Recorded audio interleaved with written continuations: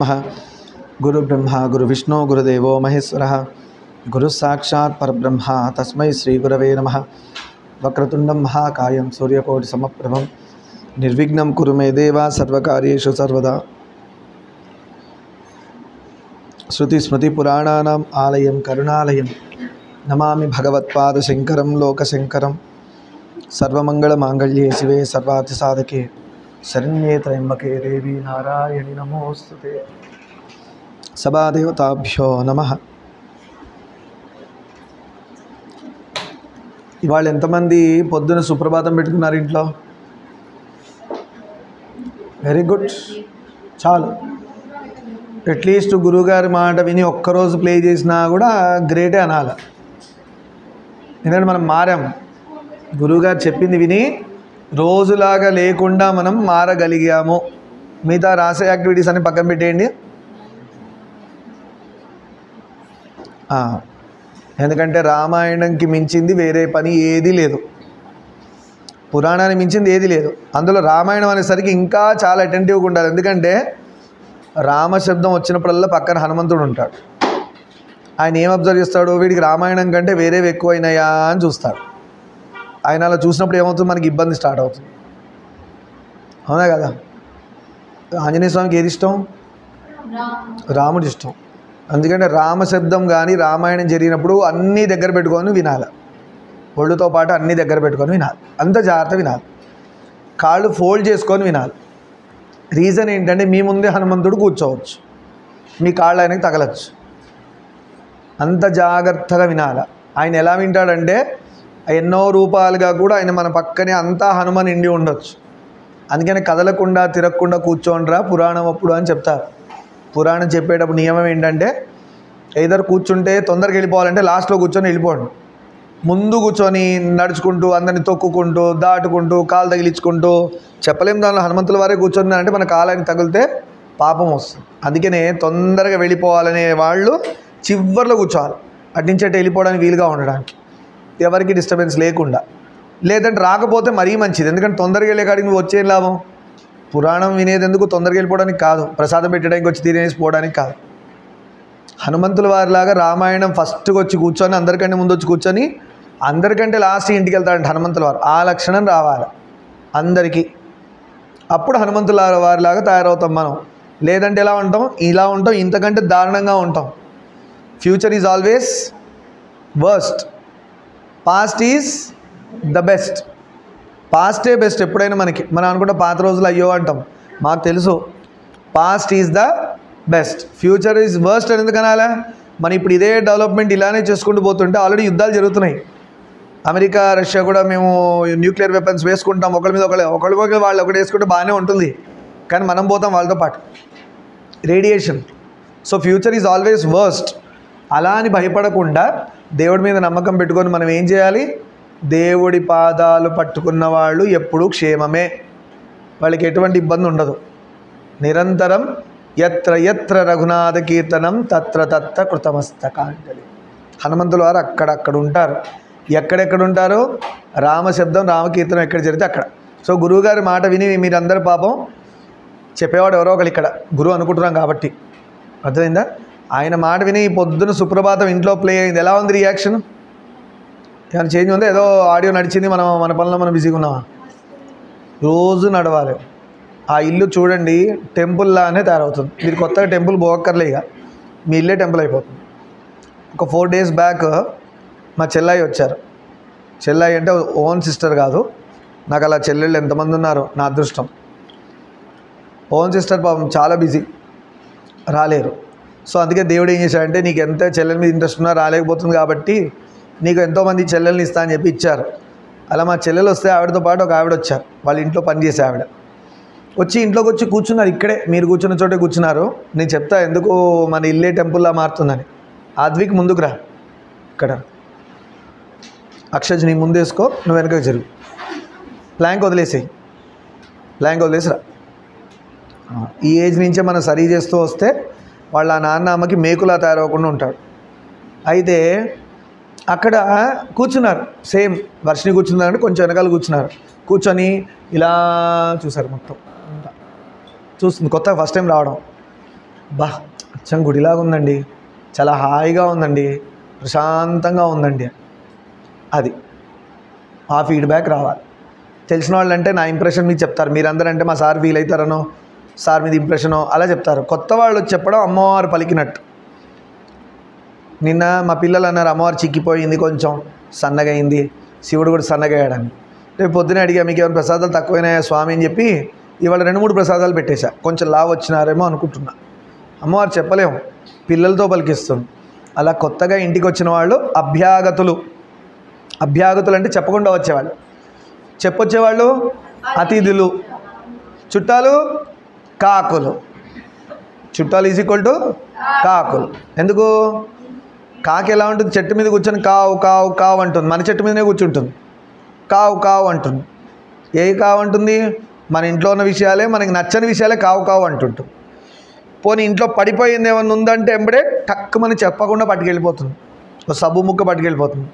పొరపాటున ఏమన్నా మీరు ఆరబోస్తే అది పట్టుకెళ్ళిపోతుంది. మాకు చెప్తుందా? అలానే టైం కోసం వెయిట్ చేస్తుంది. పొరపాటున మీరు లేవలేకపడుంటే మీ మీద కూర్చొని పొడిచి మీ ఫ్లెష్ని కూడా తీసుకెళ్తుంది. చూడండి, ఒక్కొక్కసారి ఆవులు గేదెలు లేవకుండా కూర్చొని ఉంటాయి, వాటి మీద కాకి కూర్చొని పొడిచి తింటూ ఉంటుంది, ఫ్లెష్ తీసుకుంటుంటుంది.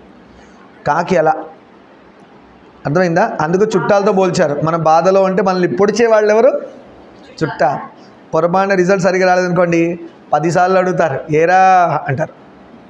రిజల్ట్ బాగా వచ్చిందనుకో మనం వెయిట్ చేస్తుంటాం, ఎవరన్నా చుట్టాలు ఫోన్ చేస్తే బాగుండు, మన రిజల్ట్ చెప్పుకోవచ్చు కదా, 9 out of 10 అని. ఒక్కడు ఫోన్ చేయడు, ఎందుకంటే 9/10 వచ్చింది కదా. చచ్చినా చేయరు, ఫోన్ చేయరు. ఎందుకో? మనం ఎదగడం వాళ్ళకి నచ్చదు కాబట్టి. అర్థమైందా? అందుకని ఈశ్వరుడిని అతిథి అని చెప్పకూడదు, అభ్యాగతి అని చెప్పాలి. ఈశ్వరుడు చెప్పకుండా వస్తాడు మన ఇంటికి, ఏ రూపంలోనో వస్తాడు, హనుమంతుల వారు వచ్చినట్టుగా. సరే, అలా కౌసల్య సుప్రజ. స్నానాలు ఏమైనా మార్పులు వచ్చాయా? స్నానాల్లో 6 లోపల చేయడానికి ట్రై చేయండి. వీలైనంత వరకు కుదరని పక్షాన 7 లోపల మనుష్య స్నానం చేయండి. అది కూడా కాకపోతే రాక్షస స్నానం 7 తర్వాత చేయొచ్చు. మనం అదే అవ్వాలి కాబట్టి ఆ టైం చేస్తే. అలా జాగ్రత్త మార్చుకోండి. సరే, కౌసల్య సుప్రజారామ పూర్వా సంధ్యా ప్రవర్తతే. ఇది మనం డిస్కస్ చేసుకున్నాం కదా. తూర్పున సూర్యుడు ఉదయిస్తున్నాడు, లేనాయన నిత్యకృత్యాలు తీర్చుకొని బయలుదేరదాం అన్నాడు. నిత్యకృత్యం అంటే మనకు వేరే పనులు ఉన్నాయి, ఆయనకి గాయత్రి చేయడం. పొద్దున సూర్యుడికి అర్ఘ్యం ఇవ్వడం, గాయత్రి చేయడం. అర్ఘ్యం ఎంతమంది ఇస్తున్నారు? సూర్యుడికి నీళ్లు. వరుణ్ అన్నిటికీ లేపేస్తున్నావా? నిజంగా ఇస్తున్నావా? ఒక చెంబు తీసుకొని 3 నీళ్ళు అలా పోయాలి. 3 సార్లు నీళ్లు ఈస్ట్ సైడ్ తిరిగి పోయాలి, అంతే. దానికి ఏమైనా ఆస్తి రాసిస్తున్నారా, లేదంటే మన జీవితం అంతా రాసి పెడుతున్నావా? ఎంత 1 minute, ½ minute నేను ఇప్పుడు చేసి వచ్చా కదా, ½ minute అర్ఘ్యం ఇచ్చేయండి. తర్వాత మీరు జపం చేస్తారా, మంత్రాలు చేస్తారో తర్వాత. అర్ఘ్యం ఇచ్చిన వాళ్ళ డిసిప్లిన్ మారుతుంది, వాళ్ళల్లో ఉన్న బుద్ధి మారుతుంది, చాలా షార్ప్ అవుతారు. మనము మెయిన్గా పడిపోవడానికి కారణం మన బుద్ధి, మన ఎదగడానికి కారణం కూడా బుద్ధే కారణం. ఈ బుద్ధి ఎలా నడుస్తుంది అంటే పూర్వజన్మ కర్మల వల్ల బుద్ధి నడుస్తుంది. బుద్ధి కర్మానుసారిణి. మన బుద్ధిలో వచ్చే ఆలోచన అంటే పూర్వజన్మలో చేసిన పాపం పుణ్యం వల్ల వస్తుందంట. పూర్వజన్మలో మంచి పనులు చేస్తేనేమో మంచి బుద్ధులు వస్తాయి, పూర్వజన్మలో పాపం చేస్తుంటే ఇప్పుడు పిచ్చి ఆలోచన వచ్చి మనల్ని కష్టాల్లో తోస్తుంది. మనం ఏమనుకుంటాం, ఇప్పుడు వచ్చే కష్టాలు ఇప్పుడు వచ్చాయేమో అనుకుంటాం.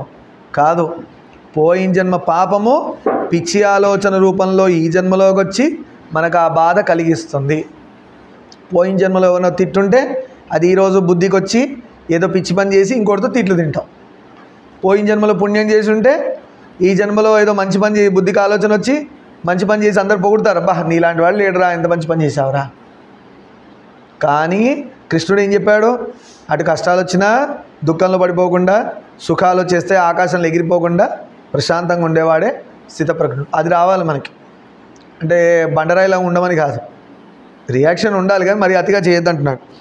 సరే, మొత్తానికి ప్రయాణం సాగుతుంది. మలద కరుస అని జనపదాలకు చేరుకున్నారు. జానపదాలు తెలుసా? జానపదాలు గొబ్బిళ్ళప్పుడు పాడతారు కదా పాటలు. ఏ పాట? బతుకమ్మ అప్పుడు పాడతారు, గొబ్బిళ్ళప్పుడు పాడతారు. పాట పాడడానికి జానపదాలు.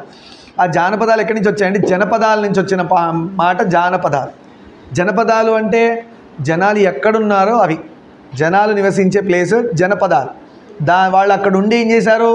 వాళ్ళు పనులు చేసుకుంటూ ఉయ్యాలో అదేదో పాడతారు కదా పాట, బంగారు బాబల్లే ఉయ్యాల ఏదో ఉంటుంది కదా, బతుకమ్మ బతుకమ్మ ఉయ్యాల, బంగారు బతుకమ్మ ఉయ్యాల ఏదో అలా ఉంది కదా. అలా వాళ్ళు పనులు చేసుకుంటూ పాడుకునే పాటలు పాపం. అంటే అలుపు తెలియకుండా హైలెస్సో అంటారు పడవలు నడిపేవాళ్ళు, అవునా, హైలెస్సో అంటుంటారు. అలా జనపదాలు నుంచి జానపదాలు వచ్చాయి. ఇలా చిన్న డప్పు లాంటివి పట్టుకొని దన వాయిస్తూ పాడతారు పాటలు, జనపదాలు. అలా మలద కరుస అనే జనపదాలకు చేరుకున్నారు ఎవరు? విశ్వామిత్రుడు, రాముల వారు. వీటికి మలద కరుస అని ఎందుకు వచ్చినాయంటే, ఇంద్రుడికి ఒకనొకప్పుడు శాపం కలిగింది. ఇంద్రుడికి తపస్సు చేస్తాడు, తపస్సు చేస్తే బ్రహ్మదేవుడు ప్రత్యక్షమై అంటాడు, ఈ ప్లేస్లోనే ఎక్కడైతే ఈ మలద కరుస ఉందో ఈ ప్లేస్లో ఉండి బ్రహ్మదేవుడి గురించి ఘోర తపస్సు చేస్తాడు. ఆ పాపము ఏదైతే ఇంద్రుడు చేసుకున్నాడో అది మల రూపంలో, వాంతి రూపంలో బయటకు వచ్చేసింది. ఈ ప్లేస్లో ఆయన తపస్సు చేశాడు, ఆయన చేసిన ఆ పాపం ఉంది కదా, అది వాంతి రూపంలో, మోషన్ రూపంలో మొత్తం బయటకు వచ్చేసింది. ఇంద్రుడిలోంచి ఆ పాపం అంతా బయట వచ్చి పడ్డది ముద్దలుగా. అదే ప్లేసు మలద కరుసగా మారింది. మలద కరుస, అక్కడి నుంచి వచ్చే పేర్లు అవి. ఆ ప్లేసెస్ అవన్నమాట. అవి తర్వాత భూమి కప్పబడింది, అదంతా వచ్చేసేసి ఆ జనపదాలు ఏర్పడ్డాయి. అలాంటిది అక్కడ ఇంద్రుడి అనుగ్రహం విశేషం చేత ఈ ప్రాంతాలు అంతే ఇంద్రుడి ప్రభావం చేత అని ఇంద్రుడికి ఇష్టమైన ప్లేస్ అది మల్లద కరుస. ఎందుకంటే ఆయన పాపం నుంచి విముక్తుడయ్యాడు, మళ్ళీ ఇంద్రలోకానికి వెళ్ళిపోయాడు, పాపం పోయింది కాబట్టి. అర్థమైందా? ధనధాన్యాలతో గొప్ప ప్లేసులుగా అవి అభివృద్ధి చెందాయి. ఎందుకంటే ఇంద్రుడు తలుచుకుంటేనేగా వర్షం, గోవర్ధన పర్వతం ఆ లీలంతా అదే కదా. ఇంద్రుడికి పూజలు చేస్తే వాన కురుస్తుంది, వనుడు వర్షాలు పడతాయి, పంట బాగా పండుతుంది, అలా ఉండేది కదా. అప్పుడు కృష్ణుడు వచ్చి ఏం చేయాడు, గోవర్ధన పర్వతాన్ని పూజ చేయండి, ఇప్పటి నుంచి ఇన్ని రోజులు ఇంద్రుడికి చేశారు, చాలు మన గోవర్ధన పర్వతం ఇస్తున్నాడని చెప్పి. దాని ముందు ఒక స్టోరీ ఉంది. గోవర్ధన పర్వతానికి ముందు జన్మలో వరం ఉంది, కృష్ణుడే ఇస్తాడు, వచ్చే జన్మలో నువ్వు అందరి చేత పూజింపబడతావు అని. అదో పెద్ద స్టోరీ, తర్వాత ఎప్పుడని చెప్పుకుందాం. కానీ అదిగోండి, మంచిగా ఉన్న ప్లేసుల్లో ఏం చేస్తారు, రాక్షసులు వాటిని నాశనం చేస్తుంటారు. ఎలాగైతే మనం సినిమాలో చూస్తుంటాం, ఒక మంచి పువ్వు చేతిలో పట్టుకొని వస్తుందా రాధా అంత రెక్కలని ఇరగొడుతుంటాడు రాక్షసుడు. హీరో అని చెప్పుకుంటాం మనం జనరల్గా. హీరో అనే రాక్షసుడు ఒక బ్యూటిఫుల్ ఫ్లవర్ని చేతిలో పట్టుకొని ఆవిడ వస్తుందా రాధా, లేదంటే ఆవిడే తాటకనో యక్షినియో ఎవరో ఉన్నారు కదా, తాటక శూర్పణఖ మన హీరోయిన్ అని చెప్పుకుంటాం వాళ్ళని జనరల్గా సినిమాల్లో. ఆ తాటకనో శూర్పణఖ వాళ్ళకి ఆ లక్షణాలు వాళ్ళకే ఉంటాయి. ఒక మంచి పువ్వు, ఒక చెట్టు నుంచి ఒక పువ్వు ఇట్లా వికసించాలంటే రాత్రంతా మేల్కొని చూడండి, మీకు తెలుస్తుంది. మీకు నేషనల్ జియోగ్రఫిక్ ఛానల్ కానీ డిస్కవరీ ఛానల్లో పెడితే ఒక పువ్వు దగ్గర కెమెరా పెడతాడు, చిన్నది పిన్ హోల్ కెమెరా పెట్టి అది బ్లాజమ్ అవ్వడం చూపిస్తాడు. వాడు ఎన్ని రోజులు వెయిట్ చేసి తీసాడు పాపం, వాడికి దండం పెట్టాలి, వాడు తీసాడు కాబట్టి మనం చూడగలుగుతాం. ఇలాంటివి నేను అబ్జర్వ్ చేస్తుంటా, ఎంత బ్యూటిఫుల్ ఉంటుందో. రాత్రి చీకటి పడిపోతుందా, ఆ కెమెరా దాని దగ్గర పొద్దున్న లైట్ కొంచెం వస్తుంటే కొంచెం కొంచెం కొంచెం కొంచెం కొంచెం అది ఫాస్ట్ ఫార్వర్డ్ చేస్తాడు. అది ఎన్నో గంటల రికార్డింగ్ స్పీడప్ చేస్తాడు. మెల్లమెల్ల ఇలా విచ్చుకుంటుంది, దాని మీద 9 వచ్చి వాళ్తుంది, మళ్ళీ వెళ్ళిపోతుంది, మళ్ళీ నెక్స్ట్ డేకి ఫేడ్ అవుట్ అయి పడిపోతుంది, మళ్ళీ ఇంకో మొగ్గు ఉంటుంది, మళ్ళీ మెల్ల విచ్చుకుంటుంది. అది ఎన్ని గంటల సేపు ఎన్ని రోజుల సేపు వాడు తీశాడో. అంత బ్యూటిఫుల్ ఫ్లవర్ అంత కష్టపడేది విచ్చుకుంటే ఈ దరిద్రుడు ఈజీగా ఏదో వీడేదో మొలిపించినట్టు పువ్వు పూయించినట్టు అది ఈజీగా ఇలా తెంపేసి అలా పెట్టుకొని ఆ రాక్షసు వస్తుందా రాదా అని చెప్పి ఆ రాక్షసత్వం చూపిస్తాడు పువ్వు మీద. అంత డెలికేట్ పువ్వుని అలా విరచడానికి ఎట్లా అనిపిస్తుంది మనసు చెప్పండి. ఇంకోటి దేవుడి పూజలో ఈ మధ్య చాలా చోట్ల అయ్యప్ప స్వామి పూజల్లో కొన్ని చోట్ల చూస్తున్నాం, పూలు విరిగిన రెక్కలతో పూజ చేస్తున్నారు. చాలా దోషం. మీ చేతుల నుండి ఇరగొట్టి పూజ చేయమన్నట్టు ఉంటుంది. చేస్తారా? చేతుల నుండి ఇరగొట్టి పూజ చేయమని చెప్తా. ఎలా చేస్తారు? చేయలేరు. పోనీ ఒక చెయ్యి ఇరగొట్టి పూజ చేయమంట, ఇంకో చెయ్యి ఉంది కదా, చేస్తారా? చేసే ఛాన్స్ ఉంది, చేయగలుగుతారా? నొప్పి ఉంటుంది కదా. పువ్వు బాధపడేలాగా మొత్తం దాని ఒంటి నుంచి దాని రెక్కల్ని చేతుల్ని విరిచేసి, దానికి ఎన్నో చేతులు ఉన్నట్టుగా ఉంటాయి, పద్మాలు, హస్తాలు, రేకులు, అవన్నీ విరిచి విరిచి విరిచి సాడిస్ట్ లాగా ఇలా అన్ని ప్లేట్లో పోసి ఇలా నలిపి దానికి ఓం నమః శివాయ వేస్తే ఆయన ఎందుకు సంతోషపడతాడు? నిజంగా ఆయన తలుచుకుంటే రెక్కలే పూజించవచ్చు కదా చెట్టుకి, పూలు ఎందుకు పూజించాడు? నిజంగా ఆయన రెక్కలతో పూజ చేసుకోవాలనుకుంటే పూలు ఎందుకు వస్తాయి? రెక్కలే రావాలి కదా. ఆయన తలుచుకుంటే బోలెడు చేయొచ్చు. పువ్వే తయారు చేసినప్పుడు రెక్క తయారు చేయడం ఎంతసేపు? అన్ని రెక్కలు అలా పెట్టి బ్యూటిఫుల్గా డిజైన్ చేసి మధ్యలో ఆ దుద్దు పెట్టి పుప్పొడి పెట్టి దాన్ని మళ్ళీ 9 వచ్చి వాలి దాని లోపల ఎక్కడో తేనె పెట్టి, ఆ తేనె మనకు దొరకకుండా మళ్ళీ దొరికితే వీడి పిండి దాన్ని కూడా తేనె తీస్తాడు, చెరుకు రసంలో చెరుకు తీసినట్టు. దరిద్రుడు ఉన్నాడు కదా ఒకడు, మనిషి అనేవాడు, అన్నీ లాగుతాడు వాడు. అందుకని మనిషికి దొరకకుండా కొన్ని పెట్టాడు. ఆ పువ్వు లోపల తేనె మీరు స్ట్రా వేసుకొని తాగినా కూడా రాదు, కానీ ఒక తుమ్మెదో బటర్ఫ్లై వస్తుంది, దాని సన్న స్ట్రా లాంటి ట్యూబ్ దానిలో పెడుతుంది, సక్మని లాగేస్తుంది, వెళ్ళిపోతుంది. మనం చూస్తే ఏముండదు. చిన్నప్పుడు మేము ఆడేవాళ్ళం, చిన్న చిన్న పూలు వచ్చేవి, మీకు ఇప్పుడు అదృష్టాలు లేవు. దానిలో పెట్టి పీలుస్తే తేనె వచ్చేది, తేనె వస్తుంది, చిన్న పూలు, దాని తొడిమే స్ట్రాలా ఉంటుంది.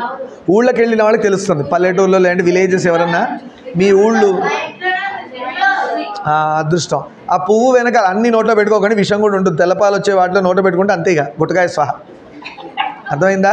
డేంజరస్ కూడా ఉన్నాయి. మా చెట్టు దగ్గర ఒకటి ఎల్లో పూల చెట్టు ఉంటుంది, దాని నుంచి పాలు వస్తాయి, పాలు వచ్చే దాని జోలికి పోకూడదు, అది డేంజర్.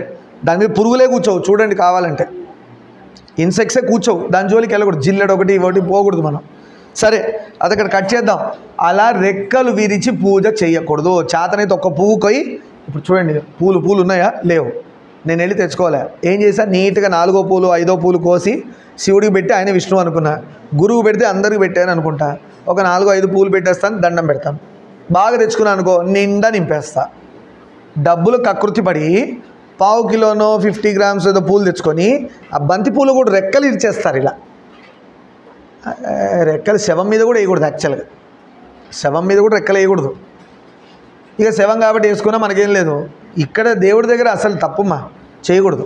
పూలతోనే పూజ చేయండి. ఎవరైనా రెక్కలు విరిచి మీకు చేయమంటే నిర్మోహమాటకి ఇవ్వకండి, వాడు మొహాన్ని కొట్టినా పర్లే, రివర్స్ వాళ్ళ మొహాన్ని కొట్టేసేయడం బెటర్. నీకేం తెలుసు అంటే కొట్టమని కాదు, రిటర్న్ వాళ్ళకి ఇచ్చి, నాయన ఇలాంటి గొప్ప పూజ నేను చేయలేను, నువ్వు చేసుకో, నేను ఒక దండం పెడతా అని పెట్టండి. పువ్వులు ఆ రెక్కలు వేయకుండా. ఒకసారి ఈషా ఫౌండేషన్ వెళ్ళాం మేము, వాళ్ళు ఏం చేశారు, భైరవి అమ్మవారు ఉన్నారు అక్కడ లింగ రూపంలో. ఎవరైనా ఈషా వెళ్ళారా? లింగ భైరవి ఉన్నారు, ఎప్పుడైనా మనం వెళ్దాం. లింగ భైరవి అమ్మవారు ముందు ముగ్గులు వేసి రెక్కలు ఇలా చించుతున్నారు, బాధ అనిపించింది. ఇంకా అక్కడ లేను, వచ్చేసా దూరం. అమ్మవారు ముందే, అమ్మవారు పద్మంలో ఉంటారు, ఆ పద్మంలో ఉన్న అమ్మవారు ఎదురుగానే ఆ పద్మంలో విరిచి చించి చెండాడి దాన్ని ఎక్కడో పడేసి. మా డిజైన్ ఒక పువ్వు పెడితే డిజైన్ రాదా? అదే పువ్వు పెడితే డిజైన్ రాదా? ఏది వేసినా అది నాన్ సెన్సే. నేను అగ్గిపుల్ల గీచి నాలికి రాసుకుంటా అంటే ఏమవుతుంది అని తెలిసినప్పుడు చేస్తావా? మరి అదే చెప్తున్నాం కదా చేయకూడదని. అదే అంటారు కొరివితో తలగొక్కున్నట్టు, శ్మశానంలో తలకి పెట్టే కొరివి తీసుకెళ్ళి జిలబుట్టిందని తలగొక్కుంటావా? అధర్మం అంటే అలాంటి పనే. మనం అలాంటి పని చేసినట్టు నాశనం అయిపోతాం. అలా చేయకండి. ఎవరైనా చేస్తే కూడా చెప్పండి, తప్పు, పూలతోనే చేయాలి, పూల రెక్కలు విరవకూడదు. ఇవన్నీ మీకు ఎందుకు చెప్తున్నా అంటే మీరు రేపు పొద్దున అలా చేయకూడదు, ఎవరైనా చేస్తే చెప్తారని. ఎందుకంటే మీ లైఫ్ స్పాన్ ఎక్కువ కదా. ఇక ఇవాళ చైర్లో కూర్చున్నా, అర్థం ఏంటి? ముసలోడు అయిపోతున్నాను ఇంకా అర్థం. కింద కూర్చోలేకపోతున్నాను ఎక్కువసేపు, ఏజ్ వచ్చేసిందని అర్థం. సరే, కానీ ఎందుకు ఇదంతా చెప్పుకున్నాం? తాటక, మనలో కూడా తాటక ఉన్నది, రావణాసురుడు ఉన్నాడు, అందరూ ఉన్నారు, మనలోనే తిరుగుతున్నారు చాలామంది, మారీచుడు, సుబాహుడు, ఇలా. సరే, ఈ తాటగానే యక్షిణి అంటే పవర్, అంటే తపస్సు చేసి వరాలు సంపాదించింది ఆవిడ. ఆమెకు శక్తులు ఉన్నాయి. ఎలాంటి శక్తులు ఉన్నాయంట? 1000 ఏనుగుల బలం ఉంది ఆమెకి. ఒక లేడీకి 1000 ఏనుగుల బలం ఉంటే ఆమె చేసే విధ్వంసం ఎలా ఉంటుంది ఆలోచన చేయండి. దేన్నైనా విరగొట్టాలి, దేన్నైనా పగలగొట్టగలదు కదా. సరే, ఈ ప్రాంతాలకు వస్తుందంటే ఆవిడ వచ్చి విధ్వంసాన్ని సృష్టిస్తుంది. అంటే మంచిగా ఉన్న ప్లేసెస్ అన్నింటినీ నాశనం చేస్తుంది. చెట్లు విరిచి పడేయడం, మంచి పూల రెక్కలు ఉన్న చెట్లు విరగొట్టడం, పండ్లు ఉన్న దాన్ని విరగొట్టేయడం, బ్యూటిఫుల్గా ఉన్నవని నాశనం చేయడం, అది రాక్షసుల లక్షణం. అది మనకు ఉండకూడదు. ఒకసారి పొరపాటు మనకు కూడా వస్తుంటాయి ఆ లక్షణాలు. ఎప్పుడైనా అబ్జర్వ్ చేయండి. ఫ్రెండ్ది ఏమైనా మంచి కార్ అక్కడ పార్క్ చేశాడు అనుకో, గీత గీసేయడమో, వాడి సైకిల్ ఉందనుకో వాడి సైకిల్ ఇరగొట్టడమో, పంచర్ చేయడమో, వాల్వ్లో గాలి తీసేయడమో, ఇవన్నీ గుర్తుపెట్టుకోండి. మనం ఏది చేసినా యమధర్మరాజు దగ్గర ఒక ఆయన ఉంటాడు పక్కన అసిస్టెంట్, ఆయన పేరేంటి తెలుసా అందరికీ? ఆ చిత్రగుప్తుడు ఎక్కడ ఉంటాడు? యమలోకంలో ఉంటాడని అందరికీ తెలుసు. కానీ యమలోకంలో ఉన్న పెద్ద చిత్రగుప్తుడు ఆయన, చిన్న చిత్రగుప్తుడు ఇంకో ఆయన ఉన్నాడు. ఆయన ఎక్కడ ఉంటాడు తెలుసా? మన ఊపిరిలో ఉంటాడు, ఇక్కడ ఉంటాడు. మన ఊపిరి పట్టుకుని ఉయ్యాలు ఊతూ ఉంటాడు. ఎందుకు తెలుసా? అది నంది, అది వేరు. ఆ ప్రాణం మధ్యలో ఉంటాడంటే చిత్రగుప్తుడు. ఎందుకు ఉంటాడు తెలుసా? అక్కడ పుట్టినప్పుడే ఆయన వచ్చేస్తాడు మన ప్రాణంతో పాటు, వచ్చి కూర్చుంటాడు. ఎందుకు? ఆయనకి ఏం పని కూర్చోడానికి? ఇంకేం పని లేదు ఆయనకి, వేరే ప్లేస్ లేదా? మనస, మనం ఎలాంటి తప్పులు చేస్తాం? మనసుతో తప్పులు చేస్తాం. ఇప్పుడు ఇలా కూర్చొని నేను తప్పు చూపు చూశాను అనుకో, అది మీకు తెలుస్తుందా? తెలీదు. నేను చూడడానికి ప్రెసెంట్ కనబడతా, లోపల మనసులో తప్పు ఆలోచన చేశా. మనస, తప్పు చేశా. వాచ, అనకూడని మాట నోటితో అనేసా. కర్మణ, చేసే పనులు తప్పు పనులు చేశాను. తప్పు పనులు చేసింది కనబడుతుంది, మాట్లాడింది తెలుస్తుంది, కానీ మనసులో చేసింది వాడికే తెలుస్తుంది. ఈ మూడు ఆయన నోట్ చేస్తాడు చిత్రగుప్తుడు. చేసి పెద్ద ఆయనకి ఎంబడి టెలిఫోన్ కాల్ వెళ్ళిపోతుంది. పలానా డేట్, ఈరోజు, ఈ తిథి, ఈ యుగంలో, ఈ మీరు చెప్పే ఇందాక ఉంది కదా మొత్తం డీటెయిల్స్, ఏకాదశి రోజున పలానా టైంకి వీడి పని చేశాడు అంతా ఇప్పుడు రికార్డింగ్ అవుతూనే ఉంది లోపల. అందరికీ, మనందరికీ ఒక రికార్డర్ ఉంది లోపల. అది రికార్డింగే డైరెక్ట్ ట్రాన్స్మిషన్ యమలోకానికి వెళ్ళిపోతుంటుంది. అక్కడ పుణ్యము పాపం అనే 2 రికార్డ్స్ సపరేట్గా ఉంటాయి. ఈ డేటా మొత్తం ట్రాన్స్మిట్ అయ్యి అక్కడ పుణ్య రికార్డులోకి వెళ్ళిపోతుంటుంది, పాపంలోకి వెళ్తుంటుంది. ప్లస్ మైనస్ మ్యాథ్స్లో క్యాన్సిల్ అయినట్టు అవ్వదు. పుణ్యం అంటే ప్లస్, మైనస్ అంటే పాపం. అలా క్యాన్సిలింగ్ సిస్టమ్ ఉండదు.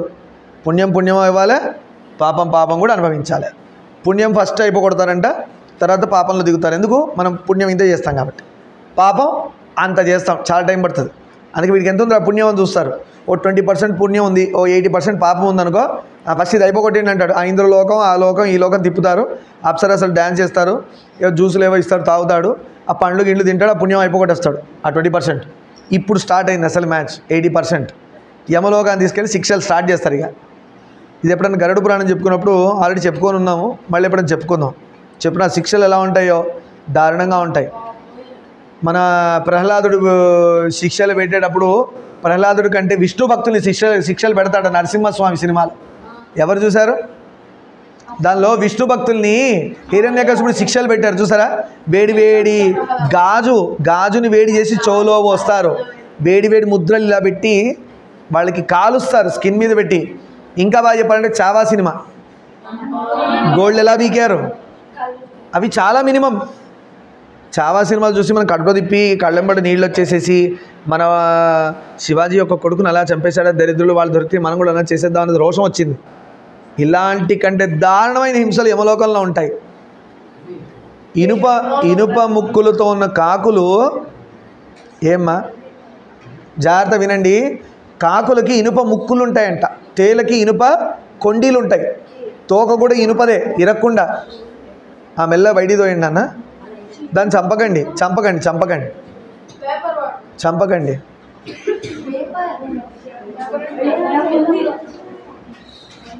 పట్టుకొని బయట వేసేయండి అన్న ఎవరో ఒకళ్ళు.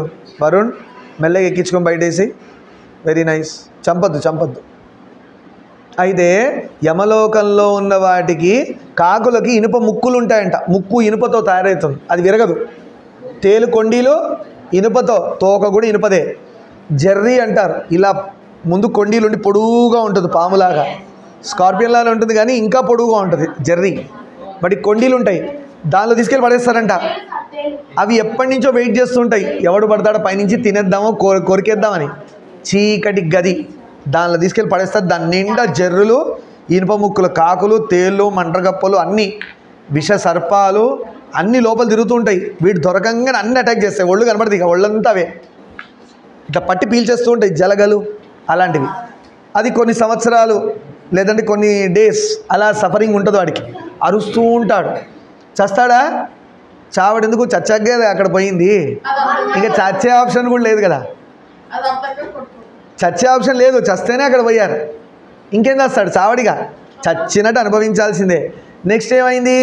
అక్కడి నుంచి వాడిని తాడేసి బయటికి లాగుతారు. అవన్నీ వదిలేస్తాయి, ఎందుకంటే అవన్నీ యమధర్మరాజు ఆజ్ఞ మీద ఉంటాయి కాబట్టి ఆయన మాట వింటాయి. వదిలేయండి అనగా వదిలేస్తాయి. ఇలా తీసుకెళ్తాడు, వేడి నూనెలో ముంచి తీస్తారు బజ్జీల్లాగా. బజ్జీలు ఎలా ముంచుతున్నారు ఇవన్నీ చూసి నేర్చుకోవాలి. బజ్జీలు ఇలా వేయంగానే మనకు గుర్తు రావాలి, పాపం చేస్తే యమధర్మరాజు కూడా ఇలా బాండీలో వేసి వేయించేస్తాడు రా అని. నెక్స్ట్ ఇనుప స్తంభం ఒకటి పెద్దగా ఉంటుంది, దాన్ని వేడి చేస్తారు, అది ఎర్రగా మండుతుంటుందంట. ఆడవాళ్ళ జోలికి వెళ్ళిన, ఆడపిల్లల్ని సతాయించిన, ఇవాళ న్యూస్ పేపర్లో వింటున్నారు కదా పనికిరాని పనులు చేసిన వాళ్ళు, వీళ్ళందరినీ యమధర్మరాజు స్పెషల్ ట్రీట్మెంట్ ఇస్తాడంట. చేతులు 2 తాళ్లతో గట్టిగా కట్టేసి ఆ ఇనుప స్తంభం అగ్నిగుండంలాగా మండుతూ ఉంటుంది పెద్దది. ఇలా తీసుకెళ్ళి హగ్ చేయిస్తాడు ఇలా గట్టిగా. అంటే ఈ చెయ్యి ఇలా తాడు బట్టి ఇటు లాగేస్తారు, ఇలా పెట్టి వాడు హగ్ చేసుకుంటాడు. అప్పుడు ఎలా కాలుతుంది? మీకు ఐడియా వచ్చింది కదా ఎలా కాలుతుందో బాగా. అలా కాలుస్తాడు ముందు వెనకాల. మనం ఇక్కడ కాలేకపోతే దోశ ఇటు తిప్పుతాం, రోటీ ఇటు కాలేకపోతే ఇటు తిప్పుతాం. అక్కడ ఆయన టోస్ట్ చేసుకుంటాడు, కొంచెం డీప్ ఫ్రై చేస్తాడు. అది అయిపోయాక మళ్ళీ తీసుకొస్తారు. వాడు అమ్మ అరుపులు. యమదలోకంలో చెప్పొద్దు కానీ నిజంగా గరుడ పురాణం చెప్పిన ఎక్స్పీరియన్స్తో ఇలా చెప్తుంటేనే ఆ ఇమేజ్ మైండ్లో నాకు క్రియేట్ అయ్యి భయం వేస్తుంది. వామ్మో చేయకూడదు ఇలాంటి తప్పులని. చచ్చాక కదా అనొద్దు. బ్రతుకున్న కష్టాలకి దిక్కు లేదు మనకి, చచ్చాక ఉండే కష్టాలు ఇంకా దారుణంగా ఉన్నాయి. ఆఫ్టర్ ఆల్ కడుపు నొప్పి వస్తేనే అమ్మ దొల్లేడతాం, తలనొప్పి వస్తేనే. కొంచెం జ్వరం వస్తేనే డోలో వీలో ఏవో వేసేసుకొని అలా చచ్చిపోతాను రేపు అన్నట్టు పడుకొని ఉంటాం మనం చిన్న వాటికే. ఏది శివాజ్ఞ మీద వాడికి కొంచెం గర్వం ఎక్కువైంది, పోయి కోవిడ్ లాగా పట్టుకో, ఒకసారి జలుబులాగా పట్టుకో, ఒకసారి జ్వరంలాగా పట్టుకొని ఆయన కింద ఉన్న దూతల్ని పంపిస్తాడు శివుడు, ఆయన అసిస్టెంట్స్. అవే మనల్ని సతాయించేది. అదేంటి నేను శివుడు పూజ చేస్తున్నాను సతాయించద్దంటే నువ్వు ఎక్కడో అధర్మం చేసావు కాబట్టి పంపించాడు. నువ్వు మంచిగా చెయ్యి. శివగణాలు అంటారు వాటినే. శివుడు చుట్టూ రూమ్స్ ఉంటాయి. జ్వరం అని రాసి ఉంటుంది, దానికి ఒక లీడర్ ఉంటాడు. జలుబు ఒక లీడర్, క్షయరోగం ఒక లీడర్, కోవిడ్ లాంటిది కూడా ఒకటి ఉంటుంది ద్వారం. ఆయన ఇలా దృష్టి పెట్టగానే వాడు వచ్చేస్తూ ఉంటాడు, స్వామి ఆజ్ఞ అంటాడు. అయిపోయి ట్రాన్స్మిటింగ్ ఆఫ్ డేటా కళ్ళతోనే. గోత్రము పలానా ప్లేస్, జీపీఎస్ దిక్కుమాల జీపీఎస్ మనకే ఉంటే వాళ్ళకి ఎంత జీపీఎస్ ఉండాలి. ఆఫ్టర్ ఆల్ మనుషులం మనమే జీపీఎస్ పట్టుకొని ఎక్కడెక్కడ ఎత్తుకొని పోతున్నాం కదా. మళ్ళీ వాళ్ళ డేటా ఎలా ఉండాలి. పుట్టినప్పుడు ఇక్కడ ఒక యాంటీనా పెట్టేసారు, చెప్పా కదా, చిన్న సాకెట్ బాక్స్. ఇప్పుడంటే ముసుకుపోయింది. చిన్నపిల్లలకి రెడ్ ట్రయాంగిల్ ఉంటుంది ఇక్కడ, ముట్టుకుంటే చస్తారు, ముట్టుకోకండి. అండ్ ఉట్టి ఉన్నప్పుడు దీన్ని తాకకూడదు, ముందే చెప్తున్నా. పొరపాటుని దీన్ని తాకడం, ఇలా పీకడం ఇలాంటివి చేశారనుకో గుట్టుకాయ స్వాహ, అక్కడ డోర్ ఓపెన్ అయిపోతుంది, పోతారు, ప్రాణం వెళ్ళిపోతుంది బయటికి. యోగులు కొంతమంది అంటే ఊరికెళ్ళి లాగేసుకుంటూ పోతారని కాదు, కొన్ని నియమాలు ముద్రలు యోగాసనాలు ఉన్నాయి వాటిల్లో. అది అంత ఈజీగా ఉంటే మీకు ఎందుకు చెప్తా, ఇలా పీక్కుంటే పోయే ప్రాణం నేను మీకు ఎందుకు చెప్తాను. ఇలా పీకేస్తే ప్రాణం పోతుందని మీకు ఎందుకు చెప్తాను నేను. రోజు పీక్కొని పోరు, ఎగ్జామ్ సోషల్ టఫ్గా వచ్చిందని పీక్కుంటారు, పోతారు. అంత ఈజీగా ప్రాణం పోదు పీక్కుంటే లాక్కుంటే. అర్థమైందా? దానికి ఉన్నాయిలే టెక్నిక్స్ ఉన్నాయి. యోగులు ఇది మంచి పాయింట్. చిన్నపిల్లలకి తల్లి అందుకే ఏం చేస్తున్నారు, తొందరగా అది బోన్ కవర్ అయిపోవాలని చెప్పి ఆముదం పెట్టి రాసి ఆ బోన్ ఎక్స్టెండ్ చేసే ప్రాసెస్లో ఉంటుంది తల్లి. చిన్నప్పుడు మనందరికీ చేశారు, మన అమ్మ ఇలా రాసి ఆ బాక్స్ క్లోజ్ అవ్వగానే వాడికి దీంతో కాంటాక్ట్ స్టార్ట్. ఈ అని అవుతాడు, ఇలా అంటాడు, ఇంకేమేమో చేస్తుంటాడు. స్టార్ట్ 3.5 yearsకి. ఇప్పుడు 2.5 yearsకి వచ్చింది అది. ఎందుకంటే కలియుగం ముదురుతున్నా కొద్దీ చిన్నపిల్లలు ముదురు బెండకాయలు అవుతారు కాబట్టి. 2 years, ఒకప్పుడు 5 years ఉండేది అది బాక్స్ క్లోజ్ అయిపోయి యాంటీనా ఇక్కడ కనెక్ట్ అవ్వడానికి. అప్పటివరకు యాంటీనా కనెక్షన్ ఎక్కడుంది, దేవుడి దగ్గర ఉంది. 5 yearsకి ఉండేది అప్పట్లో. ఇప్పుడు 3 అయ్యింది. మా టైంలో 3, ఇప్పుడు కాదు. మీ టైంలో 1.5 yearగా అన్నీ తెలుసు వాడికి. వాడు ఇలా ఫోన్ ఇస్తేనే అన్నం తింటున్నాడు కదా, ఫోన్ ఇస్తేనే తింటాడు, లేదంటే ఏడుస్తున్నాడు. మీరు చూడండి మీ ఇళ్ళల్లో పిల్లలు, వాడి ఫోన్ ఇలా పెడితే ఈ అంటాడు, నోట్లో తోస్తూ ఉండాలి. తీయగానే ఫోన్ స్టార్ట్ అంటే 1.5 yearకే సాకెట్ బాక్స్ క్లోజ్ అయిపోతుంది. ఇంకా ముందు ఇంకా ముదురు బెండకాయలు ఉంటారు, పుట్టగానే వాడు క్లోజ్ అవుతున్నాయి, వాడికి తెలుసు. కానీ ఇక్కడ అబ్జర్వ్ చేయాల్సిన విషయము, వాడికి ఎప్పుడు క్లోజ్ అవుతుంది కాదు, క్లోజ్ అవ్వడమే దౌర్భాగ్యం. ఎందుకంటే ఈ యుగంలోకి వచ్చాడు, ఇక దీంతో కాంటాక్ట్లోకి వచ్చాడు. అప్పటి వరకు దేవుడితో కాంటాక్ట్లో ఉన్నాడు వాడికి ముందంతా స్క్రీన్ మీద నడుస్తూ ఉంటుంది సినిమా, మనం కనబడం వాడికి. ఇది క్లోజ్ అవ్వనంత వరకు మనం కనబడము. మరి పిచ్చితనం, మన వెరితనం. వాడు పుట్టంగా దగ్గరికి వెళ్ళి చిచ్చి నాన్న కన్నా అంటాం, మనం చూసినవే ఈ అంటాడు. మనం అనుకుంటాం మనం చూసినవే, వాడికి ఏదో సీన్ కనబడుతుంది, ఒరే నీకుందిరా అని అవుతున్నాడు. ఎందుకంటే వీడికి ఏదో కష్టం వాడికి కనబడ్డది.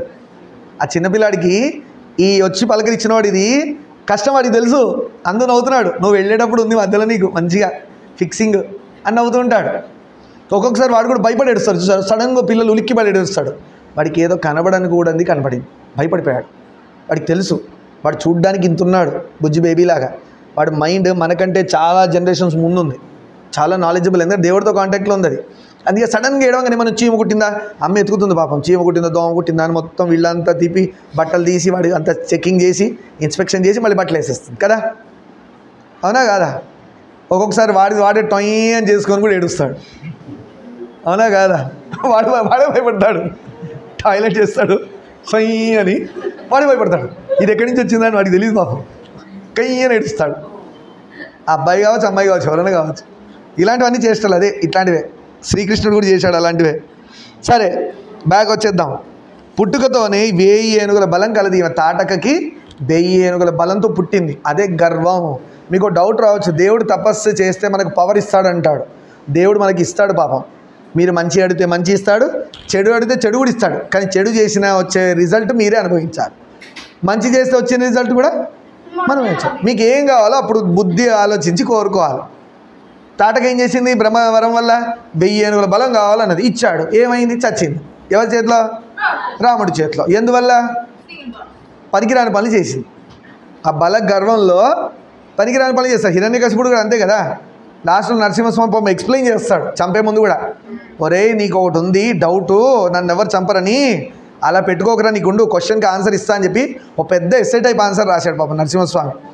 ఇంట్లో గాక, బయట గాక, పైన గాక, కింద గాక, పొద్దున గాక, రాత్రి గాక, చావద పెరగనివి తరగనివి, అంటే జీవం ఉన్నది లేనిది, మనిషి కాక మృగం కాక, ఇన్ని కాక ఇన్ని కాక కాక కాక అని పీపడిసి కాకాని పంపించేశాడు పైకి.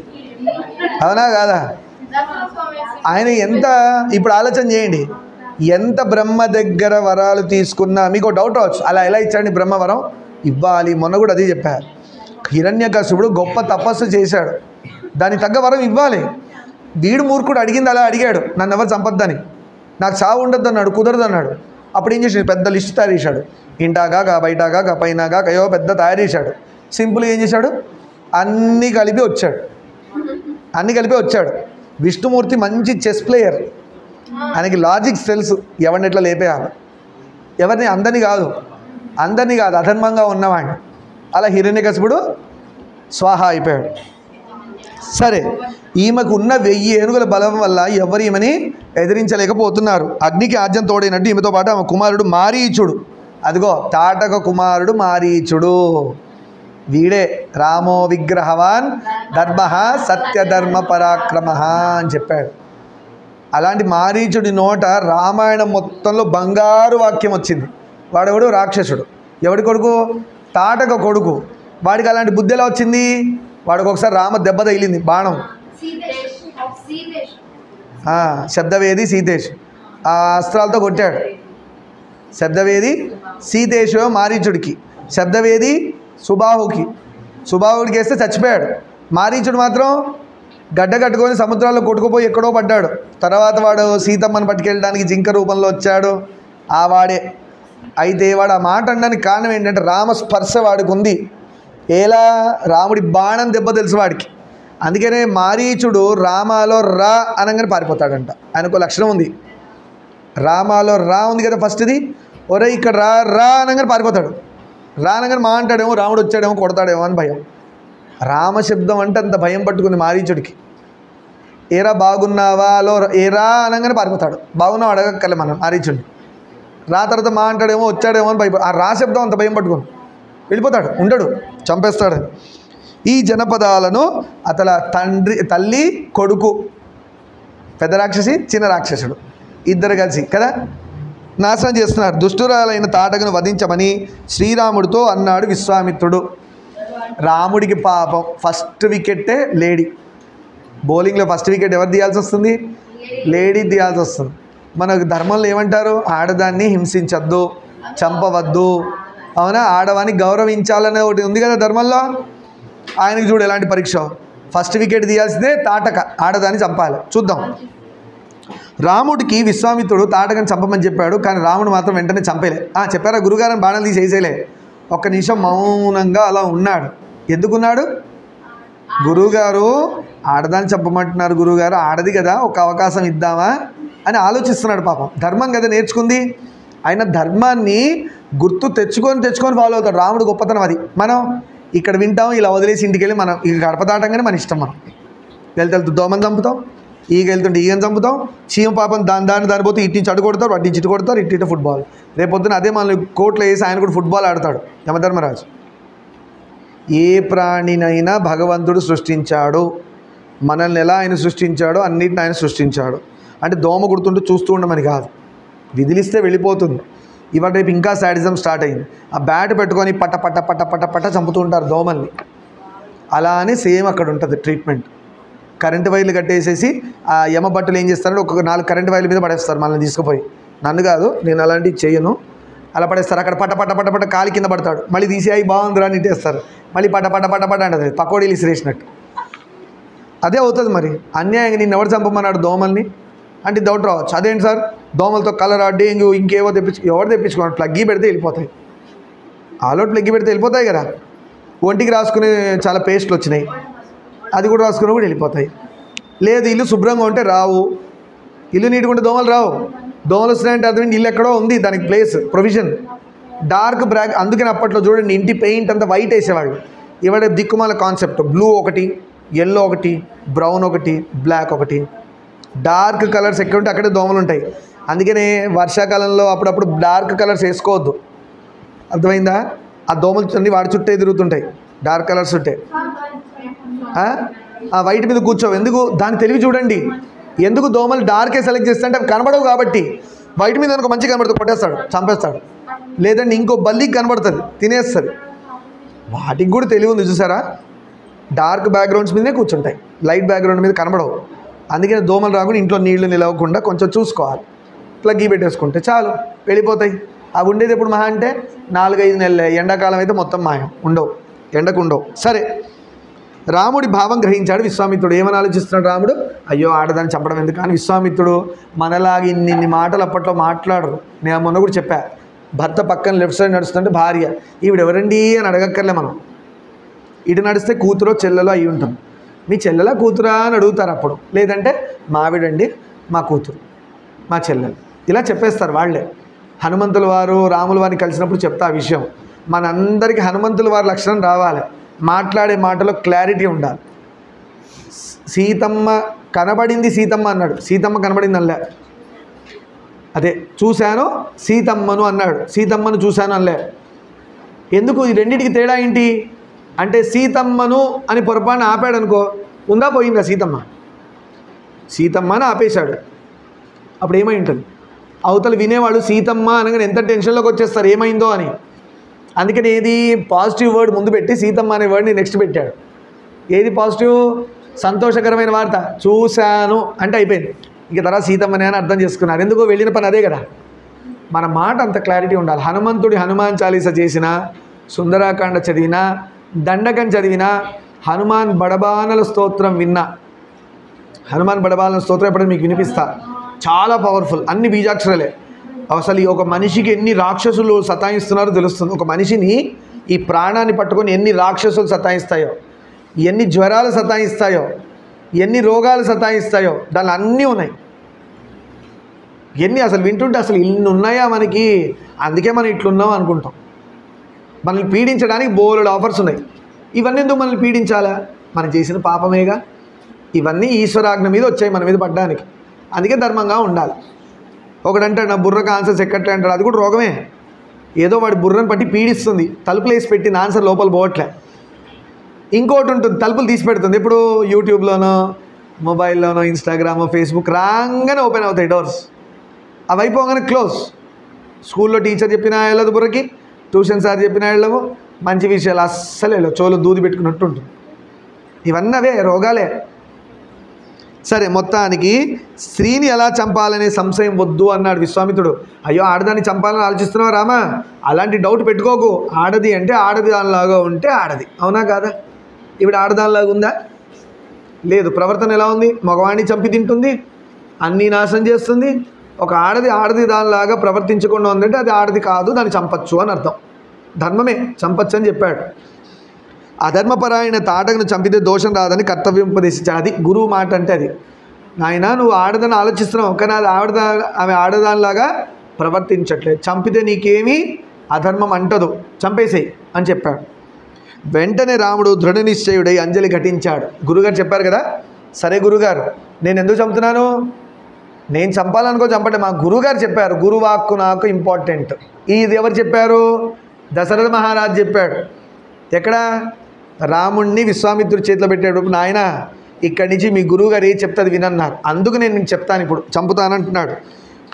ఇగో ఇప్పుడు చెప్తున్నాడు చూడండి. మీరు చెప్పినట్లుగా నడుచుకోమని మా నాన్నగారు నన్ను ఆదేశించారు. మా నాన్న వాక్కు నాకు శిరోధార్యం. మా నాన్న ఏం చెప్పారు?